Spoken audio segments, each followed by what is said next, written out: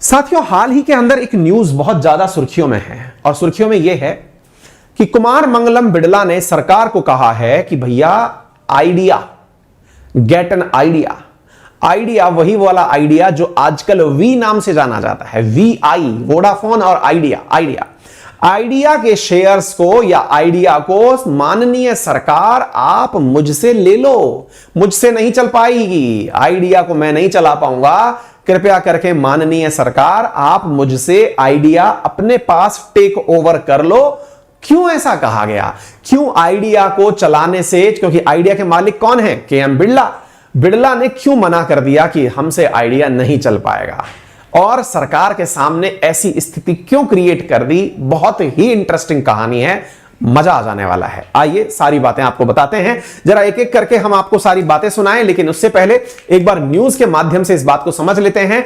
Why has Kumar Mangalam Birla offered hand over, कि ये पकड़िए sir ji Idea and his Vodafone Idea stake to government, अपनी हिस्सेदारी को वोडाफोन आइडिया के अंदर। आपको मालूम होगा ना भाई, जितने भी मोबाइल ऑपरेटर्स हैं, आप में से जितने भी विद्यार्थी मोबाइल यूज करते हैं, वो एक इस प्रकार का लोगो बना हुआ देखते हैं। इसमें V stands for Vodafone, I stands for idea. ये तो है ब्रिटिशर कंपनी, यानी ब्रिटेन की कंपनी है। वोडाफोन ब्रिटेन की कंपनी है। दूसरा जो हिस्सा दिख रहा है दैट इज आइडिया, ये इंडिया की कंपनी है।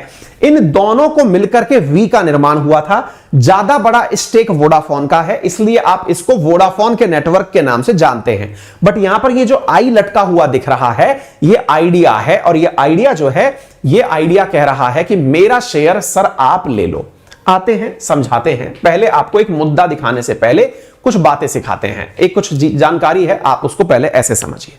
साथियों, जब हम V का बात करते हैं, V यानी वोडाफोन एंड आइडिया, तो आपको ये वाला जो पाई डायग्राम बना हुआ दिख रहा है, इसे देख लेना चाहिए। क्या है साथियों? वोडाफोन और आइडिया के अंदर 44% शेयर जो हैं वो वोडाफोन के हैं। वोडाफोन समझ रहे हैं ना? वोडाफोन कहां की कंपनी है? विदेशी कंपनी है। 44% शेयर यानी हिस्सेदारी। फिर वही वाली बात, मैंने आपको कल परसों भी एक चीज सिखाई थी, शेयर मार्केट, अगर याद हो तो मैंने आपको बताया था इस पेन के अंदर 44 दिन का उपयोग जो है 100 में से वोडाफोन का है। एक प्रकार से समझिए कि वोडाफोन के पास जितनी भी कमाई आएगी उसका 44% हिस्सा कौन ले जाएगा? वोडाफोन ले जाएगा। V वाली कंपनी में से वोडाफोन ले जाएगा, यूं समझिए। ठीक है, मान लीजिए इस कंपनी की कुल कीमत 100 रुपए है, तो 44 रुपए का मालिक कौन है? वोडाफोन है। अब तो यह बात समझ में आ गई। अच्छा, दूसरी बात समझते हैं। इसमें से 27% का मालिक कौन है? तो आदित्य बिड़ला जो है वो 27% का मालिक है, यानी आदित्य बिड़ला ग्रुप, जो आइडिया, जो पहले आइडिया हुआ करता था। ठीक है, अच्छा, अब बचा हुआ हिस्सा किसके पास है? तो बेटा बचा हुआ हिस्सा साथियों यहां पर 22.28% और यहां पर 5.67%। अब ये क्या है साथियों? ये वही हिस्सा है जो IPO के माध्यम से निकाला गया है। IPO के माध्यम से निकाला गया मतलब आपने इसको शेयर बना के लोगों में बेच दिया। आपको मालूम होगा आइडिया के शेयर आते हैं, तो वो जो शेयर मार्केट में लोगों के पास हिस्सेदारी है वो कितने परसेंट की है? 27% लगभग। यहां पर आप देख रहे हैं नॉन इंस्टीट्यूशनल और इंस्टीट्यूशनल, यानी कुछ शेयर बैंकों के पास में है और कुछ शेयर जो है वो लोगों के पास में है। एक प्रकार से 100 रुपए में से 27 रुपए का लगभग मालिक कौन है? जनता है। 27 रुपए का मालिक कौन है? लगभग आदित्य बिड़ला है। और 44 रुपए का जो मालिक है वो इस समय वोडाफोन है। पहली बात तो ये समझिए। अब हम न्यूज में चलते हैं। न्यूज क्या कहती है? अब फिर से न्यूज पढ़ते हैं, फिर आपको यह बात समझ में आएगी। न्यूज क्या लिख रही है, आप इसे समझिए। न्यूज लिख रही है कि कुमार मंगलम बिड़ला ने ऐसा क्यों कहा है कि वोडाफोन आइडिया में जो उनका स्टेक है, स्टेक मतलब होता है हिस्सा, वो सरकार खुद ले ले। मतलब इस 27% हिस्सेदारी को वो सरकार को देना चाहते हैं। अब आप पूछेंगे क्यों सर, ऐसा क्यों हुआ? अभी बताएंगे, रुक जाइए। और सरकार को देना चाहते हैं का मतलब क्या हुआ? सरकार का जो BSNL है वो इसका हिस्सेदार बन जाए, मुझे माफ कर दो। अब आप पूछेंगे सर ऐसा तो कोई क्यों करेगा? इतनी बड़ी कंपनी है, दुनिया की सबसे बड़ी कंपनी है वोडाफोन, और दुनिया की सबसे बड़ी कंपनी में 27% हिस्सेदारी इनकी है, तो ये तो बहुत बड़ी बात है सर। ऐसा क्यों हो रहा है? कहानी है साथियों इसके पीछे बहुत बड़ी। इस बहुत बड़ी कहानी को समझने के लिए आपको कुछ और बातें सीखनी होंगी। साथियों ये जो आप देख रहे हो डिपार्टमेंट ऑफ टेलीकम्युनिकेशन, DOT, इसने साथियों इसके ऊपर यानी कि आइडिया के ऊपर कितना करोड़ रुपए डेट निकाल रखा है, आप जान करके आपकी आंखें खुली की खुली रह जाएंगी। डेट का मतलब है कि आइडिया कितने रुपए का देनदार है, यानी सरकार आइडिया से कितने रुपए मांगती है, आप जानेंगे तो आप आश्चर्य कर जाएंगे। बताएं साथियों, सरकार जो है वो आइडिया से मांगती है 1.5 लाख करोड़ रुपए। हाँ जी, एक बार इस फिगर को पहचानिए। सरकार का department of telecommunication 1.5 lakh crore रुपए आइडिया से मांगता है। अब आप पूछेंगे सर इतना पैसा, ये सरकार ने क्या कभी इसको लोन दिया था क्या? नहीं नहीं नहीं नहीं, लोन वाली चीज तो बहुत छोटी सी है, लोन भी दिया था लेकिन बहुत छोटा सा पार्ट है। फिर पूछेंगे तो इतनी बड़ी देनदारी कैसे बन गई? 1.5 लाख करोड़ तो सर बहुत ज्यादा वैल्यू होती है। मैंने कहा बिल्कुल होती है भाई, तो फिर सर इतनी ज्यादा वैल्यू कैसे आ गई? मैंने कहा बेटा इसमें से 60,000 करोड़ रुपए तो एजीआर है। सर ये क्या होता है? बेटा चिंता मत करो, मैं सिखाऊंगा अभी। इसके बाद में साथियों 96,000 करोड़ जो है वो इसके साथ में स्पेक्ट्रम ऑब्लिगेशन है। स्पेक्ट्रम ऑब्लिगेशन, अब ये क्या होता है सब बातें सिखाऊंगा मैं आपको। इसके अलावा अगर मैं आपको बताऊं साथियों तो 23,000 करोड़ के आसपास इसके पास बैंक का लोन है। कितना हो गया? 9, 6, 14 है ना, एक, हाँ जो बाकी बच गया ना लगभग 2300 करोड़ रुपए का जो है इसके पास में बैंक लोन है। अच्छा, तो सर एक बड़ा पार्ट तो ये चीज है जो आपको दिख रही है। मैंने कहा बिल्कुल दिख रही है। तो बोले सर मैंने राउंड फिगर बताया है। अब सवाल बनता है सर ये जब इतना बड़ा फिगर है तो ये इतने बड़े फिगर को दे क्यों नहीं रहा? एजीआर क्या है, स्पेक्ट्रम क्या है, जरा बताइए तो। अब जरा तरीके से सुनिएगा, बहुत महत्वपूर्ण बात है। असल में कहानी कुछ इस प्रकार से है साथियों, ये एडजस्टेड जो जीआर दिखाई दे रहा है ये कहलाता है एडजस्टेड ग्रॉस रेवेन्यू। एजीआर क्या है? Adjusted gross revenue. अब आप पूछेंगे ये होता क्या है सर? अभी मैं बताता हूं। अब सुनिए साथियों, होता क्या है। वर्ष 2005 के अंदर डिपार्टमेंट ऑफ टेलीकम्युनिकेशन ने ये जो टेलीकॉम कंपनी है, एयरटेल हुआ, आइडिया हुआ, उस समय वोडाफोन नहीं था, एयरटेल हुआ, आइडिया हुआ, रिलायंस हुआ, टाटा हुआ, इन सबसे कहा था कि आप लोग हमसे अपने यहां पर ऑपरेट करने के नाम पर स्पेक्ट्रम मांगते हैं। थोड़ी सी कहानी पुरानी है, जल्दी से सुनिए, मैं फटाफट बताता हूं साथियों। कहानी कुछ इस प्रकार से है कि वर्ष 2005 में, चलो थोड़ा और मैं आपको बेसिक जानकारी देता हूं, पहले वो सुनिए फिर आप इसको रिलेट कर पाएंगे। क्या होता है ना, जैसे मान लो कि आप में से किसी का मन करे कि सर मैं भी तो वोडाफोन का मालिक बन सकता हूं, मैं भी अपना टेलीफोन सेंटर चला सकता हूं, मैं भी तो अपना, क्यों नहीं मैं ऐसा करूं कि मतलब पता चल रहा है कि नेटवर्क जो है वो मेरे नाम से चलने लगे। अंकित अवस्थी एक नेटवर्क का नाम हो गया, जैसे जियो चल रहा है, रिलायंस चल रहा है, टाटा चल रहा है, ऐसे सर मेरा भी हो जाना चाहिए। क्यों नहीं हो सकता? रीजन ये है कि सरकार ऐसा करने के लिए एक फीस लेती है। वो फीस कितनी होती है साथियों? उस फीस को ही आप स्पेक्ट्रम कहते हैं। एक फीस जो कि आपको काम करने के लिए दी जा रही है, कि आप इंडिया में काम करना चाहते हैं तो आपको स्पेक्ट्रम का आवंटन हो रहा है, आपको एक हिस्सेदारी है, यूं समझिए कि आपको अधिकार बांटा जा रहा है। फिर आप पूछेंगे सर एक बात बताइए, फीस जो डिस्ट्रीब्यूट की जाती है वो कितनी होती है? सरकार बेटा इसको कभी भी डिसाइड नहीं करती, उसकी बोली लगती है कि अगर कोई कंपनी आकर के अपने द्वारा स्पेक्ट्रम लेना चाहती है तो ले, इतने 1000 करोड़ रुपए दो और स्पेक्ट्रम ले जाओ। एक एग्जांपल लेते हैं, मान लीजिए आइडिया ने 10,000 करोड़ रुपए में सरकार से इंटरनेट चलाने का अधिकार ले लिया कि सर मैं इंटरनेट ऑपरेटर बनना चाहता हूं। सरकार ने कहा ठीक है 10,000 करोड़ दो और ले जाओ, लेकिन एक शर्त याद रखना। बोले क्या? मुझे ना आप लोग जो कमाओगे इसमें से परसेंटेज चाहिएगा। मतलब केवल मैं अधिकार नहीं, जो कमाई है ना उसमें से भी परसेंटेज चाहती हूं। लोगों ने कहा सर अच्छा कितना परसेंटेज चाहिए सर आपको? बोले देखो बेटा ऐसा है, तुम्हारी कमाई में से एक नंबर फिगर ले लेते हैं कि 10%, अगर तुम 100 रुपए कमाओगे 10 रुपए मुझे दे देना। हो गई बात? बोले ठीक है। अब इस पॉइंट को पकड़ना, कमाई में से 10 रुपए मुझे दे देना। पहले तो 10,000 करोड़ अंदर डाल लिए सरकार ने, वो तो ये वाले हो गए, ये तो पहले अंदर डाल लिए। दूसरे क्या कहा गया कि तुम जो है ना कमाओगे उसमें से 10 रुपया मुझे दे देना। बोले ठीक है सर दे देंगे। ठीक है, अब क्या होता है साथियों, ये कमाई वाली लाइन को लेकर के आइडिया वहां से बाहर निकला सरकार के ऑफिस से। कमाना शुरू किया। कमाना शुरू कैसे किया? बढ़िया से लोगों को इंटरनेट बेचा, इंटरनेट बेच करके 250 रुपए का 1 GB प्लान बेचा, पैसे फटाफट फटाफट फटाफट कमा लिए। कमा लिया सर। अब कमा लिया तो उसमें से कमाई करके दे दी सरकार को।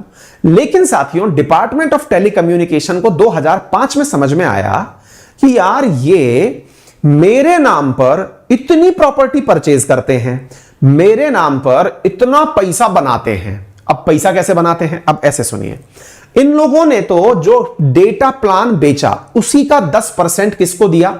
बैंक, मतलब सरकार को दिया। लेकिन सरकार ने इनसे कुछ और मांग लिया। इनने क्या कहा? इन सरकार ने कहा कि बेटा आइडिया सुनो, तुम आइडिया इसलिए हो क्योंकि तुमको स्पेक्ट्रम हमने दिया था। तुम ऐसा नहीं थे कि तुम हमारे स्पेक्ट्रम के बिना भी आइडिया थे। बोले मतलब? बेटा तुम जो इतनी बड़ी बड़ी बिल्डिंग खरीद रहे हो, इन बिल्डिंगों को बेच रहे हो कि आइडिया ने इतना बड़ा कारोबार किया, इतने बड़ी बिल्डिंग खरीद ली, आइडिया ने यहां इन्वेस्टमेंट कर दिया, आइडिया ने इतने रुपए का मतलब ये प्रोमाइसेस खरीद करके बेच दिया, उससे लाभ कमा लिया। बेटा तुमको ना ये जो इज्जत मिली है ना, ये खुद की नहीं है, हमने दिलवाई है। और जब इज्जत हमने दिलवाई है तो केवल और केवल हमें उस पैक में से ही 10 रुपए क्यों दे रहे हो? कृपया करके बेटा वो जो आप और पैसा हमारी वजह से कमा पाए उसमें से हिस्सा दो। मतलब यह है कि तुम्हारे पास तुम्हारी वैल्यू तब तक नहीं है जब तक हम तुम्हें इजाजत ना दें। भाई साहब इस बात को लेकर के ये सब लोग नाराज हो गए। आइडिया, रिलायंस, टाटा, वोडाफोन सब, अरे ये क्या बात कर दी, हम तो पैक में से पैसा दे तो रहे हैं, फिर तो हमारा ब्रांड है, हमारी ब्रांड से हमने पैसे कमाए। बोले बेटा ऐसा नहीं है, अगर ब्रांड है तो एक काम करो, स्पेक्ट्रम मत लो, बना के दिखा दो तुम्हारा ब्रांड, चला लो। बिना स्पेक्ट्रम के कर पाओगे ये सब काम? भाई साहब ये मामला गुत्थम गुत्थी चलती रही भारत सरकार और इन प्राइवेट कंपनियों के बीच में, लंबे समय तक चली। 2015 में ये लोग सुप्रीम कोर्ट पहुंचते हैं साहब। सुप्रीम कोर्ट के सामने जब बहस छिड़ती है, अरे सर ये देखो पैसे मांग रहे। सरकार ने कहा जी एक बात बता दो, मेरा तो सिंपल है, मैंने इनसे कहा था जो कमाओगे उसका 10% दे देना। मैं एक नंबर बोल रहा हूं 10%, 10 था कि 20 था इसमें मत पड़िए आप, ये समझिए कि जो कमाओगे उसका एक हिस्सा दे देना। तो बोले सर कमाना था तो हमको इंटरनेट बेच के कमाना था ना। मैं पगला गए हो क्या? तुम कमाओगे वो हमको देना। आप कैसे कमाए मुझे थोड़ी मालूम है यार। तुम उस बिल्डिंग को बेच के कमा रहे हो तो मुझे उसमें से दो, तुम कहीं पर कोई अधिग्रहण कर रहे हो उससे कमा रहे हो, मुझे उसमें से दो। सरकार चाल खेल गई। भाई साहब सरकार ने इन कंपनियों के खिलाफ कम से कम 1 लाख करोड़ रुपए की डिमांड निकाल दी कि 1 लाख करोड़ रुपया मांगती हूं मैं तुमसे। कंपनियों की हालत होगी खराब। आइडिया ने कहा त्राहिमाम मर जाएंगे। 2019 में ये केस लड़ते रहे, सुप्रीम कोर्ट भी नहीं माना। सुप्रीम कोर्ट ने भी कह दिया नहीं, पैसा तो देना पड़ेगा। ये जो पैसा मांगा गया इसी को कहा गया था एडजस्टेड ग्रॉस रेवेन्यू। आपका एडजस्टेड जो ग्रॉस रेवेन्यू है उसमें से पैसा दो, बाकी नहीं चलेगा। ओ भाई साहब ये जब बात निकल के आई कि ये पैसा तो देना पड़ेगा, इनकी हालत हो गई खराब। बोले देंगे कहां से, इतना तो पैसा ही नहीं है। इनने जो पूरी बिल्डिंग निकाल दी, 60,000 करोड़ तो एडजस्टेड ग्रॉस रेवेन्यू, उसके ऊपर 2005 से लगती आ रही पेनल्टी, ए भाई साहब 96,000 करोड़। मतलब ये समझो आप जितना लोन लिए थे उसको चुका नहीं पाए तो उस पर चलता गया पेमेंट, ऐसे समझो आप। ये पहुंच गया 1.5 लाख करोड़। सरकार के ऊपर इन कंपनियों ने सब तरह से दाब बना लिया। कैसे दाब बना लिया? बोले सर जी बात ऐसी है, आप लोग हमारे लिए इसको माफ कर दो नहीं तो मर जाएंगे हम कंपनी कैसे चलाएंगे, लाख करोड़ रुपया बहुत बड़ी चीज होती है। सरकार ने कहा नो बेबी, हम इस बारे में ज्यादा से ज्यादा ये कर सकते हैं, कुछ 2-5% इसमें से माफ कर सकते हैं। अब कुमार मंगलम बिरला जो है वो निकले दिमाग वाले आदमी, उनने कहा ओके सर पैसा चाहिए ना आपको, हम देते हैं पैसा। अब इस समय कुमार मंगलम बिरला ने खेला है जबरदस्त दाव। मतलब ये दाव पेच की कहानी है। और दाव क्या खेला है पता है आपको? वो सरकार से बोला है सुनिए आपको क्या कर सकते हैं, आप एक बात बताइए ज्यादा से ज्यादा क्या कर सकते हैं। मेरी कंपनी है ना, आप इसको ले पाएंगे मुझसे? एक काम करिए ये पकड़िए, ये कंपनी आप चलाइए। भाई ज्यादा से ज्यादा मैं क्या कर सकता हूं? मेरी कंपनी को आप क्या नुकसान पहुंचा सकते हैं? मेरी कंपनी को आप बंद कर देंगे? मैं सर माफी चाहता हूं, जनता की सेवा करते रहिए, आप तो सरकार है, जनता की सेवा करते रहिए, ये जनता की सेवा करिए। और मेरी जो हिस्सेदारी थी ना कंपनी में, जो इससे भी ऊपर की है वो आप ले लीजिए। सर मुझे कुछ नहीं चाहिए, मुझे कर्ज से राहत दीजिए, मैं मरना नहीं चाहता। और ना मैं भागना चाहता, क्योंकि मैं माल्या तो हूं नहीं जो भाग जाऊं, क्योंकि बिड़ला का तो कारोबार बहुत बड़ा है इंडिया के अंदर, तो मैं ऐसा भी नहीं कर सकता सर, बड़ा प्रतिष्ठित ब्रांड हूं, भाग नहीं सकता। आपसे निवेदन कर रहा हूं कि आप कृपया करके आप ही चलाएं इसको, क्योंकि सर प्रभु अब नहीं हो पाएगा। अब भाई साहब सरकार कहां फंस गई, अब वो सुनो आप, सरकार को जब ये बात बोल दी, अब सरकार करे क्या? हाँ, सरकार अगर इसको ले ले तो सरकार से तो बीएसएनएल ही नहीं चल रही। अब सरकार से जब बीएसएनएल नहीं चल रही तो सरकार इसको लेके क्या करेगी? सरकार तो जो है उसी को बेचने के पैसे कमाने में लगी हुई है। आप ऐसे समझो, सरकार से इसने क्या कहा, आप एक काम करो सर, जितना परसेंटेज आपका है ना, इसकी इक्विटी ले लो मुझसे, मालिक आप बन जाओ, मुझे मालिक नहीं बनना, आप मेरी परसेंटेज ले लो, खत्म बात। इतने का शेयर आपका हो गया, खत्म बात। जितने की मेरी मार्केट वैल्यू है, मेरी परसेंटेज के हिसाब से वैल्यू निकाल लो, वो सारा माल आपका, आप उतने परसेंट के मालिक। और बोलो, सरकार ने कहा आइडिया तो बुरा नहीं है दोस्त, लेकिन हमारी तो खुद की बीएसएनएल नहीं कमा पा रही, हम तो उसको बेचने के लिए सोच रहे थे कि तुम्हें बेच दें। सर वो है ना अंबानी जी, उनसे बात करिए। कोई कंपनी क्यों खरीदेगी यार, जब ऑलरेडी 1.5 लाख करोड़ का घाटा है, जिसके ऊपर पेनल्टी लगी हुई है, उसको तो कोई वैसे भी नहीं खरीद सकता, क्योंकि 1.5 लाख करोड़ पहले दो फिर खरीदो। तो अब ये हो गया एप्पल ऑफ डिस्कॉर्ड, फंस गई, गले की हड्डी हो गई। अब इसको निगले तो कैसे निगले? सरकार को अब ऐसी परिस्थितियां अगर देखनी पड़ गई तो आप यकीन मानिए साथियों, ये सरकार की वो नीतियां हैं, अब ये अच्छी है या बुरी, ये तो खैर नेशनल इंटरेस्ट में बोला नहीं जा सकता इन बारे में, लेकिन इतना जरूर तय मानिए कि दुनिया की जितनी भी बड़ी कंपनियां हैं, जब हम अक्सर एज ऑफ डूइंग की बात करते हैं, भारत में व्यापार की सुगमता की बात करते हैं, तो व्यापार की सुगमता के अंदर ये राह में आने वाले रोड़े हैं। क्योंकि भारत सरकार के ऐसे ऐसे कानून जो रेट्रोस्पेक्टिव निकल के आते हैं, पुराने जमाने से निकल आए। जैसे आपको याद होगा भारत के साथ में जो काम हुआ था, अब वो केएनस एनर्जी वाला काम हुआ था, वोडाफोन वाला काम हुआ था, जिसमें सरकार ने पिछले दिनों से इनके ऊपर टैक्स लगा दिए थे। ये जो टैक्सेशन की कहानी है, ये भारत में विदेशी कंपनियों को निवेश करने से रोकती है। जिस चाइना का आप सबसे ज्यादा विरोध करते हैं, वहां लोग निवेश करने पहुंच जाते हैं कि कम से कम वहां ये चीज की तो मगजमारी नहीं है। हांगकांग में लोग निवेश करने पहुंच जाते हैं, आपके मुकाबले 1/20 हिस्सा भी नहीं है उसके एरिया का, वहां आपसे ज्यादा इन्वेस्टमेंट वो लेके बैठता है। रीजन, कंपनियां ऐसा मार्केट चाहती हैं जहां पर सरकार का इंटरफेरेंस इतना हो कि जो बता रखा है वैसे करो, पलटो मत। जो था पहले उसके बाद कुछ और निकाल के दे दिया, या तो पहले क्लियर कर लेते। अब आप कैसे लेके आ गए अचानक? आप सोच के देखिए, अभी जैसे मैं पैसे कमा रहा हूं, मेरे पास सरकार का एक आदेश आता है, अंकित अवस्थी को आप जो है वो 15 साल से, जब से आपने कमाना शुरू किया तब से इतना टैक्स बनता है, वो भी दीजिए।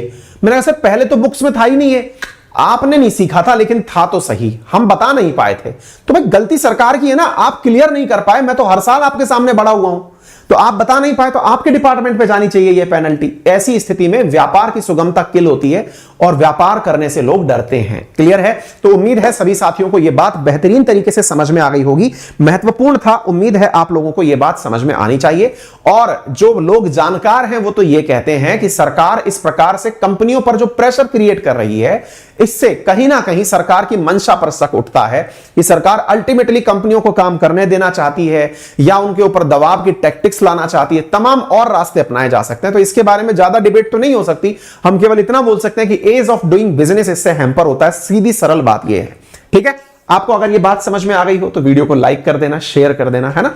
जल्दी से सुनो, आगे बढ़ते हैं साथियों। तो ये मैंने आपको पूरा एजीआर सिखा दिया, उम्मीद है आपको पूरा मामला समझ में आ गया होगा कि कुमार मंडलम बिड़ला की कहानी क्या है, क्यों इस प्रकार से आपने ये सारी बातें सुनी। अब यदि आप चाहते हैं अनअकैडमी के साथ मेरे साथ पढ़ना, मेरी लाइव क्लासेस देखना, पेड क्लासेस देखना, स्पेशल क्लासेस देखना, तो अनअकैडमी लर्निंग एप्लीकेशन मोबाइल में इंस्टॉल कर लीजिए। साथियों बहुत सारे बैचेस की घोषणा होने जा रही है।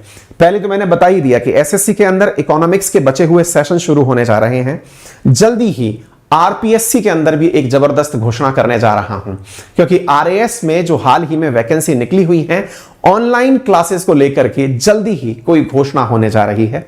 ऑनलाइन तैयारी करने वाले जो विद्यार्थी हैं, जो आरएएस की प्रिपरेशन करना चाहते हैं, उनके लिए बैचेस की घोषणा होगी। इसीलिए कह रहा हूं, आरएएस की तैयारी का अगर मन है तो आरएएस का सब्सक्रिप्शन कैसे लेंगे, जल्दी ही वो भी आपके सामने होगा। फिलहाल के लिए एसएससी के बारे में जान लीजिए। एसएससी के साथ स्टेट पीसीएस की तैयारी करने वाले विद्यार्थी जो मेरे साथ स्टैटिक जीके पढ़ना चाहते हैं बहुत गहराई से, उन सभी का स्वागत रहेगा।